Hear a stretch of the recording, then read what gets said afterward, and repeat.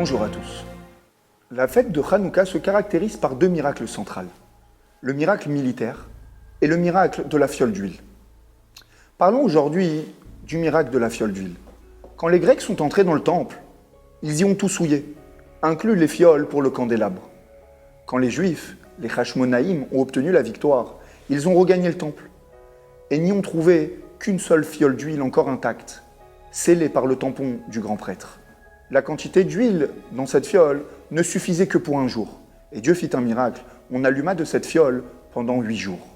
Nous pouvons nous demander comment, techniquement, s'est passé ce miracle de la fiole d'huile.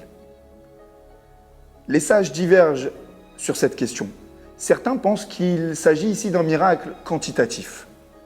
En d'autres termes, les Juifs ont versé sur le candélabre toute la fiole d'huile. Elle a brûlé normalement le premier jour. Et le lendemain matin, ils sont revenus, les godets étaient à nouveau remplis miraculeusement. D'autres pensent qu'il s'agit d'un miracle qualitatif. C'est-à-dire que l'huile qui devait brûler en un jour a brûlé 8 fois moins vite, 1/8 chaque jour. Mais dans ces deux manières d'expliquer et de décrire le miracle de Hanouka, cela pose un problème d'après la loi. En effet, la halakha demande que l'huile qui soit utilisée pour le candélabre soit exclusivement de l'huile d'olive. Or, dans la première manière d'expliquer le miracle, le premier jour, c'était effectivement de l'huile d'olive. Mais dès le lendemain, c'était de l'huile divine, de l'huile de miracle, mais aucunement de l'huile d'olive.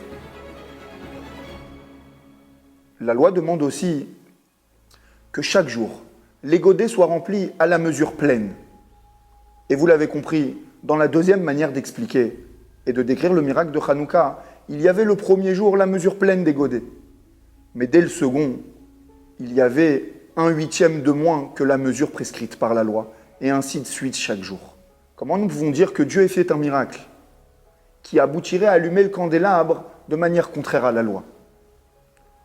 Nous allons proposer aujourd'hui une troisième explication et une troisième manière de décrire le miracle révélé par le Rabbi, qui effacera les deux difficultés précédemment citées. Le Rabbi s'appuie ici sur deux miracles décrits par la Torah.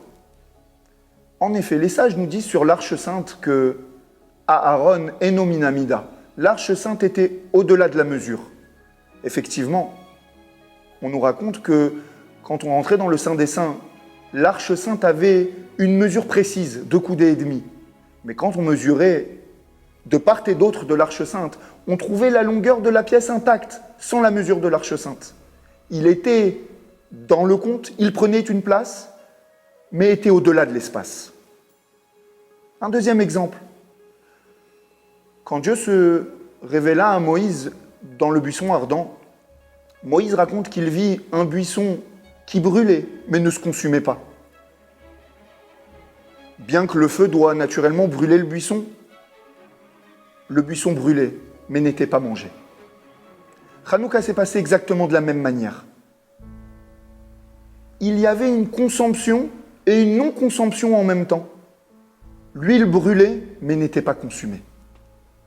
Bien que le feu doit naturellement consumer l'huile qui se trouve dans le godet, il brûlait, mais n'était pas consumé.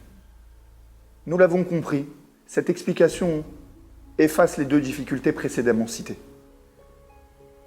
Car en effet, l'huile qui restait dans les godets était l'huile d'olive initiale et la mesure toujours pleine. Les Grecs ont voulu toucher à la divinité des commandements. Les Juifs, par leur sacrifice, leur don de soi et leur abnégation, ont mérité que Dieu fasse pour eux un miracle qui est allé au-delà du rationnel et au-delà de la nature. Le miracle de Hanouka vient apprendre à chaque Juif qu'il peut vivre dans le monde et y travailler, tout en étant au-delà de la nature et aucunement limité par les contingences du monde. Bonne fête à tous.